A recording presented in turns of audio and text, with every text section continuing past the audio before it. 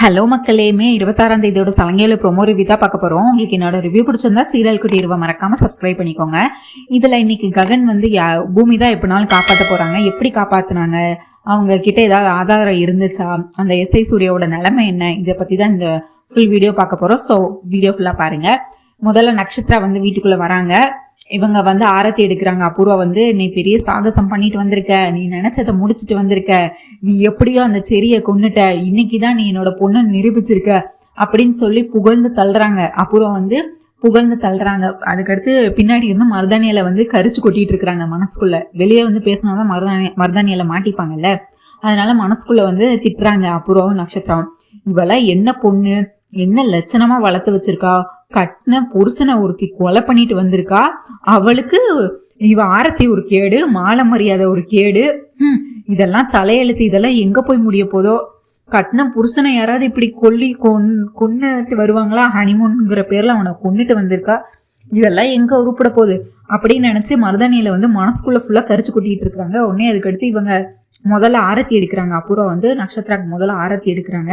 அப்புறம் வந்து மாலை போடுறாங்க. மாலை போட்டு, நீ பெரிய சாகசம் பண்ணிட்டு வந்திருக்க பேபி, எனக்கு ஒன்று நினைச்சா ரொம்ப பெருமையா இருக்கு, நீ இன்னைக்குதான் என்னோட பொண்ணை நிரூபிச்சிருக்க, நீ வந்து பண்ண விஷயம் சாதாரண விஷயம் இல்லை, இது பெரிய விஷயம் பேபி அப்படின்னு சொல்லி புகழ்ந்து தள்ளிட்டு இருக்கிறாங்க. உடனே நீ என்ன உடனே மருதாணியில பத்தி நீ என்ன நினைச்சிட்டு இருக்க, மனசுக்குள்ள என்ன நினைச்சிட்டு இருக்கீங்க, அது இப்போ மனசுக்குள்ள நினைச்சதை வந்து மருதாணி இலையால வெளியே சொல்ல முடியுமா, சொல்ல முடியாதுல. அதுக்காக ஐயோ அதுதாம்மா நானும் நினைச்சுக்கிட்டு இருந்தேன், ஒரு வழியா நம்ம பேபிக்கு விடுதலை கிடைச்சிட்டு அந்த செடிக்கிட்ட இருந்து, இனிமேல் அவ நம்ம பொண்ணா இருப்பா, நம்ம பொண்ணா ரொம்ப சந்தோஷமா இந்த வீட்டுல இருப்பா, யாரோட தொல்லையும் இல்லை, யாரும் அவளை ஒரு கேள்வி கேட்க முடியாது, அவளுக்கு பிடிச்ச வாழ்க்கைய வாழ்வா, அதை பத்தி தான் நான் நினைச்சு சந்தோஷப்பட்டுட்டு இருந்தேன்.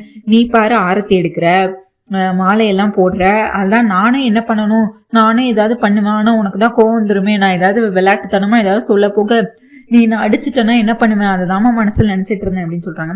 நான் இன்னைக்கு இருக்கிற சந்தோஷத்துக்கு நீ என்ன சொன்னாலும் எனக்கு கோவமே வராது, என் பொண்ணு அவ்வளவு பெரிய விஷயத்த பண்ணிட்டு வந்திருக்கா, அசால்ட்டா கொன்னுட்டு வந்திருக்கா, நான் இருக்கிற சந்தோஷத்துக்கு நீ ஏதாவது தப்பா பேசினா கூட எனக்கு இன்னைக்கு கோவம் வராது சித்தி அப்படின்னு சொல்லி இவங்க வந்து மருதாணியில கிட்ட வந்து அபூர்வம் அந்த மாதிரி சொல்லிட்டு இருக்கிறாங்க. உடனே மருதாணியில வந்து, என்ன நம்ம பேபிக்கு வந்து நீ மாலை மரியாதை பண்றதோட மட்டும் விட்டுட்ட, திலகம் வைக்கணும்லம்மா அப்படின்னு சொல்லிக்கிட்டு இருக்கிறாங்க. உடனே திலகமா, அது என்னது, திலகம்னா என்னது, ஏதாவது வீர செயல் செஞ்சுட்டு வந்திருந்தா, ஏதாவது பெரிய விஷயம் நடந்திருந்தா அந்த காலத்துல எல்லாரும் திலகம் தாமா வைப்பாங்க அப்படின்றாங்க. உடனே திலகமா, அது என்னது, அது எப்படி இருக்கும், திலகம்னா ஒண்ணும் இல்லம்மா, நம்ம கையில ரத்தத்தை வர வச்சு அதை பொட்டா வைக்கிறதாமா திலகம் அப்படின்னு சொல்லிட்டு இருந்தாங்க. ஓ அப்படியா அப்படின்னு பண்ணிட்டு இவங்க என்ன பண்றாங்க, தாம்பூலத்தை வந்து ஆல்ரெடி மருதாணியில தான் கையில வச்சிருக்கு. இவங்க உடனே இவங்க பெருவரலை பிடிச்சி, மருதாணியில பெருவரலை பிடிச்சி அந்த தாம்பூலத்துல ஊசியா இருக்கிற பக்கத்துல கிழிச்சிடுறாங்க. இவங்களே மருதாணியில கிழிச்சிடறாங்க. கிழிச்சிட்டு அவங்க நெத்தியில இவங்க நட்சத்திர நெத்தியில வச்சு விடுறாங்க. வச்சுட்டு ஐயோ கை வலிக்குது வலிக்குது வலிக்குது, நீதானே சொன்ன சித்தி, நீதானே சொன்ன சித்தி திலக வைக்கணும்னு வச்சாச்சு, நீ முதல்ல வா பிபி, வலது கலை எடுத்து வச்சு வா வீட்டுக்குள்ள அப்படின்னு சொல்லி அப்புறம் வந்து நட்சத்திரா கூப்பிட்டு இருக்கிறாங்க. உடனே நட்சத்திராவும் வீட்டுக்குள்ள வராங்க. வந்த பின்ன பார்த்தா இங்க உடனே வீட்டுக்குள்ள வந்துட்டு இவங்க பேக் எடுத்துட்டு பின்னாடியே அவங்க பெட்டியை இழுத்துட்டு மருதாணியாலே வீட்டுக்குள்ள வந்துட்டு உள்ளேயும் வந்து புகழ்ந்து தள்ளிட்டு இருக்கிறாங்க. எனக்கு ஒண்ணு நினைச்சா பெருமையா இருக்கு பேபி, இன்னைக்குதான் நீ இந்த அபூர்வோட பொண்ணுன்னு நிரூபிச்சிருக்க அப்படின்னு நினைச்சு இவங்க ரொம்ப சந்தோஷமா இருக்கிறாங்க. இந்த சைடு பார்த்தா பூமி கிருஷ்ணபிரசாத்தும் வந்து இவங்களை மீட் பண்றதுக்காக வந்திருக்காங்க. டிஐஜி மீட் பண்றதுக்காக வந்திருக்காங்க. டிஐஜி வந்து எஸ்ஐ சூர்யாவுக்கு ஃபோன் பண்றாரு. அங்க வந்து ககன் கிட்ட இவர் வந்து வாக்கு குடிச்சு வந்திருக்காரு, உன் சாவு கொஞ்ச நேரம் தள்ளி போயிருக்கு, அது வரை நீ கொஞ்ச நேரம் சந்தோஷமா இருடா, இன்னைக்கு என்ன ஆனாலும் இன்னைக்கு நைட்டு உன் சாவு என் கையில தண்டா அப்படின்னு சொல்லிட்டு இவர் டிஐஜியை பாக்குறதுக்காக எஸ்ஐ சூர்யா வந்து கிளம்பி வந்துட்டாரு. உடனே அதுக்கடுத்து இவர் வந்தோடனே ஃபர்ஸ்ட் சூர்யா வந்து அந்த போலீஸோட இதெல்லாம் சொல்றாங்க. உடனே அதுக்கடுத்து என்ன சூர்யா, உடனே டிஐஜி கேட்கிறாரு, என்ன சூர்யா நீங்க எதுக்கு ககனை அரெஸ்ட் பண்ணியிருக்கீங்க அப்படின்னு கேட்குறாங்க.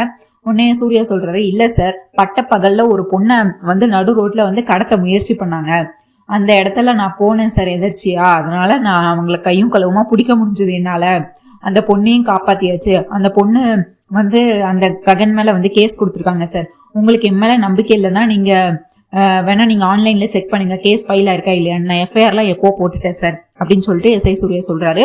உடனே இவரும் கம்ப்யூட்டர் எடுத்து லேப்டாப்ல எடுத்து செக் பண்றாரு. எஃப்ஐஆர்லாம் போட்டாச்சு. இவர் அந்த நம்பர்லாம் செல்லுல காமிக்கிறாரு, இந்த நம்பர்ல எஃப்ஐஆர்லாம் போட்டாச்சு சார், அவங்க ககன் மேல கேஸ் ஃபைல் ஆயிடுச்சு, இனிமேல் கோர்ட்ல தான் இதனால பேசிக்க முடியும் அப்படின்னு சொல்றாங்க. உடனே இவங்களும் அதை வந்துட்டு எடுத்துட்டு செக் பண்றாங்க, எல்லாமே அந்த டிஐஜி செக் பண்றாங்க. ஆமா எஃப்ஐஆர்லாம் போட்டாச்சு அப்படின்னு சொல்றேன். என்ன பூமி நீங்க ஒண்ணு சொல்றீங்க இவங்க ஒண்ணு சொல்றாங்க அப்படின்னு சொல்றாங்க. உடனே என்ன சார் நான் தான் சொல்றேனே சார், இவர் வேணும்னே பழி வாங்குறதுக்காக இந்த மாதிரி பண்றாங்க அப்படின்னு சொல்லிட்டு பூமி வந்து சொல்றாங்க. ககனை பழி வாங்கணுங்கிறதுக்காண்டி வேணும்னே அரெஸ்ட் பண்ணியிருக்காங்க சார். பூமி ஒண்ணு புரிஞ்சுக்கோங்க, எனக்கு சூர்யாவை ரொம்ப வருஷமா தெரியும், அவர் ரொம்ப சின்சியரான ஆளு. அவர் சொல்றத நான் நம்ப முடியுமா, இல்ல நீங்க சொல்றத என்னால் நம்ப முடியுமா? நீங்களே சொல்லுங்க. அவர் ரொம்ப சின்சியரான ஆளு, அவர் வந்து அவரோட வேலையை ரொம்ப கரெக்டா பெர்ஃபெக்டா பண்ற ஆளு. அவர் எதுக்கு உங்க ஹஸ்பண்டை வந்து அரெஸ்ட் பண்ணணும், எதுக்கு தேவையில்லாம ஒரு பப்ளிக் அவர் அரெஸ்ட் பண்ணி இந்த மாதிரி பண்ணணும், அவருக்கு என்ன அவசியம் இருக்கு அதை பத்தி அப்படின்னு கேக்குறாங்க. இல்ல சார் உங்களுக்கு உண்மை தெரியாது, இவரோட அண்ணன் வந்து இறந்த கேஸ்ல வந்து என் மாமா தான் சொல்லிட்டு தப்பா ஃப்ரேம் பண்ணி அரெஸ்ட் பண்ணியிருந்தாங்க. அதுக்கடுத்து என் மாமாக்கு பண்ணலன்னு சொல்லி பெயில் கொடுத்துட்டாங்க. அது வந்து இவருக்கு பொறுக்கல, அதுக்காக என் மாமாவை கொல்லணுங்கிறதுக்காக வந்து பெயில் கிடைச்சோடனே கொல்லணும்னு முயற்சி பண்ணாங்க. அதுக்கடுத்து என் மாமா கொஞ்ச நாள் தலைமறைவா இருந்தாங்க. திரும்ப தலைமறைவா இருந்து வெளியே கொஞ்ச நாள் கழிச்சு வெளியே வந்தாங்க. வெளியே வந்தோடனே இவங்க அவங்கள கொல்ல வந்து திரும்பியும் வந்து இந்த எஸ்ஐ சூர்யா வந்து கொல்ல முயற்சி பண்ணாங்க. அப்போதே என் ககன் மாமா தான் வந்து இவரை அடிச்சு 2 பேருக்கும் ரொம்ப பெரிய சண்டையாகி அதுல 2 பேத்துக்கும் ரொம்ப பெரிய தகராறு ஆகி அன்னைக்கு என் மாமா உயிரை காப்பாத்தினது ககன் தான். அப்போ வந்து இவங்களுக்குள்ள ரொம்ப பெரிய சண்டை வந்துருச்சு. அந்த சண்டைக்கு பழி தீக்கிறதுக்காக இப்போ பொய்யான ஒரு கேஸை என்னோட ஹஸ்பண்ட் மேல போட்டிருக்காங்க சார் அப்படின்னு சொல்றாங்க. சார் அந்த மாதிரிலாம் எதுவுமே இல்லை, இந்த பூமி வந்து பொய் சொல்றாங்க, நான் இதுக்கு சார் அந்த மாதிரி எல்லாம் பண்ண போறேன், நான் இதுக்கு பர்சனலை வந்து இதுல எடுத்துக்க போறேன் அப்படின்னு சொல்லி இவர் எஸ்ஐ சூர்யா வந்து உங்க வீட்டு நடிப்புல எங்க வீட்டு நடிப்புல அந்த மாதிரி நடிச்சிட்டு இருக்கிறாரு டிஐஜி முன்னாடி. இல்ல சார் அந்த மாதிரி எதுவுமே இல்லை, இவங்க சும்மா ஏதோ இவங்க அவங்க ஹஸ்பண்டை காப்பாத்தணுங்கிறதுக்காக பொய் சொல்லிட்டு இருக்காங்க, இவங்க சொல்றதெல்லாம் நம்பாதீங்க, எதுவா இருந்தாலும் கோர்ட்ல வந்து பாத்துக்க சொல்லுங்க சார் அப்படின்னு சொல்றாங்க. உடனே அதுக்கடுத்து கிருஷ்ண பிரசாத் வந்து கேக்குறாரு, என்ன சார் அப்ப நீங்க உங்க அண்ணன் கொலை வழக்குல என்ன நீங்க அரெஸ்ட் பண்ணலன்னு சொல்ல வரீங்களா அப்படின்னு கேக்குறாரு. சார் நான் என்னோட அண்ணன் கொலை வழக்குல இவங்களை அரெஸ்ட் பண்ணேன் சார், அதுக்கடுத்து பெயில் கொடுத்துட்டாங்க, அதுக்கடுத்து நான் அதை விட்டுட்டேன் சார், அதுக்கும் இதுக்கும் எந்த சம்மந்தமும் இல்லை, நான் இதுக்கு சார் இவங்க மேல பர்சனல் வெஞ்சன்ஸ் எல்லாம் வைக்கணும் அப்படின்னு சொல்றாங்க. உடனே டிஐஜி வந்து பாக்குறாரு, இங்க பாருங்க பூமி எஃப்ஐஆர் எல்லாம் போட்டாச்சு, நான் வந்து அவங்களையும் நம்ப முடியாது உங்களையும் நம்ப முடியாது, யார் பக்கம் நியாயம் இருக்குன்னு எனக்கு தெரியாது, இந்த கேஸ் வந்து கோர்ட்ல வரும், நீங்க எதுவா இருந்தாலும் கோர்ட்ல போய் பேசிக்கோங்க, கோர்ட்ல போய் நீங்க முடிவெடுத்துக்கோங்க, ஜட்ஜ் வந்து அது யார் பக்கம் நியாயம் இருக்கோ அதை வந்து அவங்க இது பண்ணுவாங்க அப்படின்னு சொல்றாங்க.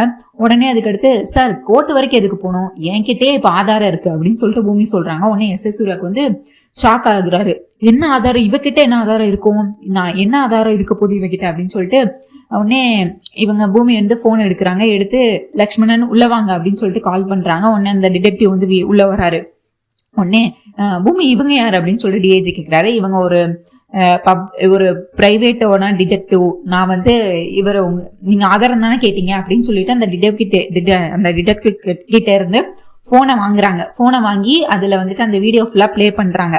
அதாவது முதல்ல அந்த பொண்ணு வந்து எப்படி வந்தாங்க, அந்த 2 ரவுடிங்க எதுக்கு வந்து அவங்கள பிடிச்சி கார்ல இழுக்க போனாங்க, அப்ப எப்படி ககன் வந்து ஹீரோ மாதிரி வந்தாரு, அதுக்கடுத்து எப்படி அவங்கள 2 பேரையும் அடின்னு அடிச்சாரு, அதுல இந்த போன்ல எல்லாமே ரெக்கார்ட் ஆயிருக்கு.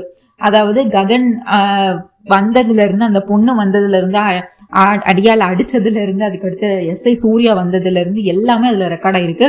கடைசியா எஸ்ஐ சூர்யா பேசினது, ககனை வந்து வலுக்கட்டாயமா அரெஸ்ட் பண்ணது எல்லாமே வந்து இப்ப டிஐஜி பாத்துட்டாரு. அந்த வீடியோ மட்டும் இல்ல, இதுக்கு அடுத்த ஒரு வீடியோ இருக்கு, அதுதான் ஹைலைட்டு. அந்த டிஐஜி வந்து அந்த பொண்ணு வந்து கேஸ் கொடுத்துருப்பாங்கல்ல, அந்த பொண்ணு வந்து கேஸ் கொடுத்துட்டு இவங்க சூர்யா வந்து மீட் பண்ணியிருப்பாங்கல்ல, நீ கேட்குற காசு உனக்கு வந்து உன்னோட அக்கௌண்ட்ல விழுந்துரும், நீ வீட்டுக்கு போ அப்படின்னு சொல்லியிருப்பாரு. இதையும் வந்து அந்த டிடெக்டிவ் வந்து இதையும் எடுத்திருப்பாரு. அந்த எஸ்ஐ சூர்யாவும் அந்த பொண்ணுங்களும் பேசுறதையும் இவர் வந்து அந்த வீடியோ எடுத்திருப்பாரு. அதுக்கடுத்து அந்த வீடியோவுமே ஃபுல்லா பிளே ஆகும். பிளே ஆனோடனே உடனே பூமி இப்பதான் பாயிண்ட் பிடிப்பாங்க. சார் இங்க பாருங்க, எனக்கு வந்து போலீஸ் மேல நம்பிக்கை நிறையவே இருக்கு, ஆனா இவரை மாதிரி தப்பான ஆள்களும் சில பேர் இருக்கிறாங்க. நான் இப்பவும் இந்த ஆதாரத்தை எடுத்துட்டு நான் மீடியா கிட்ட போகல, இப்பவும் நான் உங்களை நம்பி இதான் வந்திருக்கேன். இல்ல இதுக்கு மேலேயும் நான் இந்த விஷயத்த நான் கோர்ட்ல போய் தான் டீல் பண்ணணும்னு சொன்னீங்கன்னா எனக்கு பிரச்சனையே இல்லை, நான் கோர்ட்டுக்கும் போக தயாரு, மீடியாவுக்கும் இந்த வீடியோவை நான் கொடுக்க தயார்.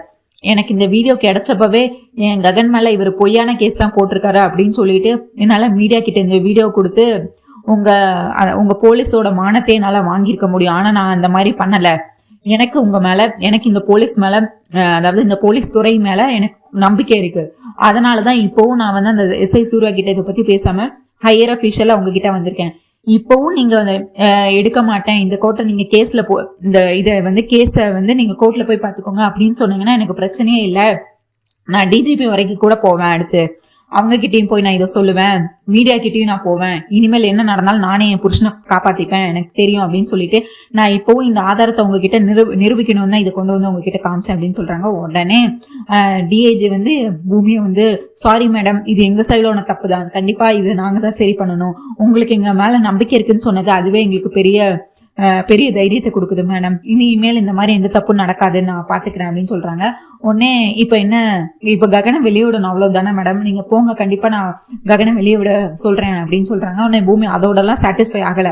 என்ன சார், இப்ப நீங்க வந்து இந்த மாதிரி ஒரு பொய்யான ஒரு கேஸ் போட்டிருக்காரு, அவர் மேல எல்லா தப்பும் தெரிஞ்சு போச்சு, தெரிஞ்சு போனோன்னு என் ஹஸ்பண்டை வெளியே விடுறதுக்காக நான் ஒன்னும் இவ்வளவு பண்ணல, இவரு தப்பு பண்ணியிருக்காரு, தப்பு பண்ணா அதுக்கு கண்டிப்பா தண்டனை கிடைச்சே ஆகணும், இவரை நீங்க வந்து வேலையை விட்டு தூக்கணும் அப்படின்னு சொல்றாங்க. உடனே அவருக்கு வந்து எஸ்ஐ சூர்யாவுக்கு வந்து ரொம்ப கோது, ஹே நீ யாரு, நீ என்ன பெரிய ஹையர் அஃபீஷியலா, உனக்கு எனக்கு எந்த சம்மந்தம் இருக்கு, நான் இந்த போலீஸ் வேலைக்கு எவ்வளவு கஷ்டப்பட்டு வந்திருக்கேன்னு தெரியுமா, நீ சொன்னா என்னை வேலை விட்டு தூக்கிடுவாங்களா அப்படின்னு சொல்லிட்டு ரொம்ப ஹார்ஷா கத்துறாரு. உடனே அதுக்கும் டிஏஜி வந்து சூர்யாவை கத்துறாரு, இப்படிதான் நீங்க பப்ளிக் கிட்ட பேசுவீங்களா, நீங்க பண்ணதுதான் தப்பு சூர்யா, அதை மறந்துட்டு இப்படி கத்திட்டு இருக்கிறீங்க அப்படின்னு சொல்லி திரும்பியும் வந்து சூர்யாவை தான் திட்டுறாங்க. உடனே அதுக்கு அடுத்து, சரிங்க மேடம், இப்ப என்ன உங்களுக்கு நியாயம் தானே வேணும், இப்ப நான் உங்களுக்கு அதுக்கான பதில கண்டிப்பா கொடுக்குறேன் அப்படின்னு சொல்லிட்டு, சூர்யா உங்களுக்கு சஸ்பென்ஷன் நான் கொடுக்குறேன், நீங்க இனிமேல் வேலை பார்க்க முடியாது அப்படின்னு சொல்றாங்க. உடனே சஸ்பென்ஷனா அப்படின்னு சொல்றாங்க. உடனே சார் எதுக்கு அப்படின்னா, நீங்க பண்ணது எல்லாமே தப்பு, நீங்க இனிமேல் இதை டிஜிபி கிட்ட போய் பேசிக்கோங்க, நான் டிஜிபி கிட்ட உங்களோட சஸ்பென்ஷனை அனுப்பி வச்சிடறேன், அனுப்பி வச்சோன்னா அந்த வீடியோவும் நீங்க பூமி இந்த வீடியோவும் நீங்க எனக்கு ஷேர் பண்ணுங்க, நான் டிஜிபி கிட்ட அந்த வீடியோவும் ஷேர் பண்ணிடுறேன், அதுக்கடுத்து நீங்க அவர்கிட்ட என்ன பேசணுமோ பேசிக்கோங்க அப்படின்னு சொல்றாங்க. நீங்க உடனே இப்ப போய் ககனை வெளியே விடுறீங்க, அதுதான் உங்களுக்கு நான் கொடுக்குற இது, அதுக்கடுத்து உங்களோட சஸ்பென்ஷனும் வாங்கிக்கிறீங்க, நான் டிஜிபி கிட்ட எல்லாத்தையும் சொல்லிடுறேன் அப்படின்னு சொல்றாங்க. உடனே தேங்க்யூ சார் அப்படின்னு சொல்லிட்டு இவங்க வெளியே வராங்க. வெளியே வந்து அந்த டிடெக்டிவ் கிட்ட வந்து பூமி வந்து தேங்க்ஸ் சொல்றாங்க. நீங்க மட்டும் இல்லைன்னு சொன்னா என்னோட ககன் மாமா என்னால வெளியவே எடுத்துக்க முடியாது, கரெக்டான நேரத்துல நீங்க வீடியோ எடுத்தீங்க அப்படின்னு சொல்றாங்க. உடனே டிடெக்டிவ் சொல்றாங்க, இதுல நான் பண்ணேன் என்னது மேடம், நான் என்னோட வேலையை தான் பண்ணேன், நீங்க தான் டிடெக்டிவ் வைக்க வச்சீங்க, நீங்க தான் இதுக்கான பெரிய காரணமே, நீங்க தான் உங்க புருஷனை நீங்க இதுல இருந்து நீங்க எவ்வளவு காதலிக்கிறீங்கன்னு எனக்கு தெரியுது, அதனால நான் தான் உங்களுக்கு நன்றி சொல்லணும் என்னோட வேலையை சிறப்பா முடிச்சதுக்கு, இப்பவும் சொல்றேன், உங்களுக்கு என்ன உதவி வேணாலும் எப்ப என்ன உதவி தேவைப்பட்டாலும் நீங்க என்ன கான்டாக்ட் பண்ணுங்க மேடம், நான் போயிட்டு வரேன்னு சொல்லிட்டு அவர் போயிடுறாரு. உடனே கிருஷ்ணபிரசாத் வந்து, என் பையனுக்கு ரொம்ப அதிர்ஷ்டமான பொண்ணு மனைவியா கிடைச்சிருக்கா, அவனும் உன்னோட காதலை சீக்கிரமே புரிஞ்சுப்பாமா, அவன் மட்டும் புரிஞ்சுக்கிட்டானா அவன் தான் இந்த உலகத்திலே ரொம்ப லக்கியஸ்ட் மேன் அப்படின்னு சொல்லி ககனை வந்து இந்த மாதிரி சொல்லி புகழ்ந்து பேசிட்டு இருக்கிறாங்க. நீ பையனுக்கு கிடைச்சதுக்கு நான் தான் புண்ணியம் பண்ணியிருக்கணும், மருமகளா எனக்கு நீ கிடைச்சதுக்கு நான் தான் புண்ணியம் பண்ணியிருக்கணும் அப்படின்னு சொல்லிட்டு இருக்கிறாங்க. உடனே பூமியும் சொல்றாங்க, இல்ல மாமா, இப்பவாதான் அவர் என்னோட காதலை புரிஞ்சுக்கிட்டாலே போதும், என் மேல சந்தேகப்படாம என்ன புரிஞ்சுக்கிட்டா அதுவே எனக்கு போதும் அப்படின்னு சொல்லி பேசிட்டு இருக்கிறாங்க. சரி மாமா, இப்போ ககன் எந்த நிலைமையில இருக்கிறாருன்னே தெரியல, நம்ம போய் முதல்ல அவரை காப்பாத்தலாம் வாங்க அப்படின்னு சொல்றாங்க. உடனே இவன் எஸ்ஐ சூர்யா திரும்பி என்ட்ரி கொடுத்து, ஏய் இந்த தடவை வேணா உன் புருஷனை நீ காப்பாத்தி இருக்கலாம், ஆனா நீ எத்தனை தடவை காப்பாத்துறன்னு நானும் பாக்குறேன், நீயும் இனிமேல் என்னோட எதிரி ஆயிட்ட, என்னோட வேலையை என்கிட்ட இருந்து பறிச்சுட்டல, இதுக்கான பதில் நீ கண்டிப்பா சொல்லுவ பூமி அப்படின்னு சொல்லிட்டு திரும்பியும் நான் உங்க 2 பேத்தையும் சும்மா விட மாட்டேன், உங்க 3 பேத்தையும் சும்மா விட மாட்டேன் அப்படின்னு சொல்றாரு. யார? ககனை, பூமிய, கிருஷ்ணபிரசாத், உங்க 3 பேத்தையும் நான் சும்மா விட மாட்டேன், இதுக்கான தண்டனையை நீங்க அனுபவிச்சே தீருவீங்க, இன்னைக்கு வேணா நீ உன் புருஷன் உயிரை காப்பாத்தி இருக்கலாம், ஆனா என்னைக்குனாலும் அவனோட உயிர் என்னோட கையில இருந்துதான் போகும் அப்படின்னு சொல்லி திரும்பியும் வந்து இப்பதான் இவ்வளவு சஸ்பென்ஷன் கொடுத்து அவர் வேலையை விட்டு தூக்கி இந்த மாதிரி பண்ணிருக்காங்க. திரும்பியும் கூச்சமே இல்லாம இந்த மாதிரி பூமி கிட்ட கத்திட்டு அவர் பட்டு போயிடுறாரு. இங்க நட்சத்திரா வந்து வீட்டு அங்க ஹால்ல வச்சு எல்லாரும் பேசிட்டு இருக்காங்க. உடனே மீரா மாடிப்படி கட்டியில இருந்து வராங்க.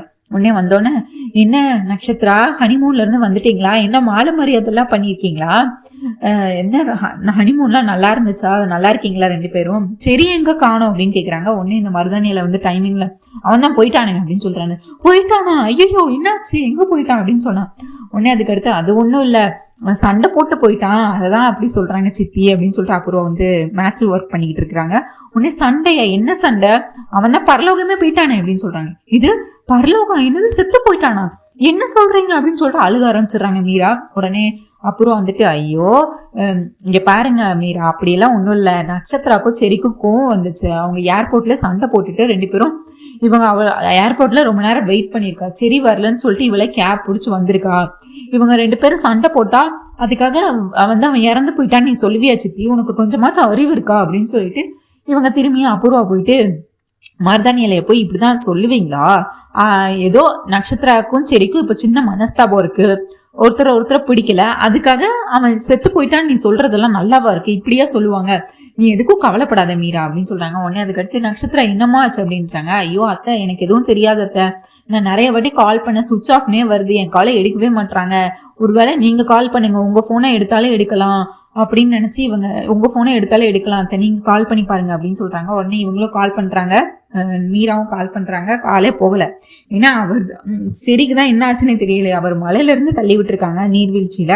அவர் உயிர் பிழைப்பாரா, இதுக்கு அடுத்து என்ன நடக்க போகுதுங்கிறத நம்ம பார்ட் 2 வீடியோல கண்டிப்பா பார்க்கலாம். உங்களுக்கு என்னோட ரிவ்யூ பிடிச்சிருந்தா சீரியல் குட்டி இரவை மறக்காம சப்ஸ்கிரைப் பண்ணிக்கோங்க. உங்க தாட்ஸ் என்னன்னு கண்டிப்பா கமெண்ட்ஸ்ல சொல்லுங்க. தேங்க்யூ மக்களே. இந்த வீடியோ லைக் பண்ணுங்க, ஷேர் பண்ணுங்க, அப்படியே அந்த ஹை பட்டனையும் தட்டி விடுங்க. நன்றி மக்களே. நாளை சந்திக்கிறேன். பை.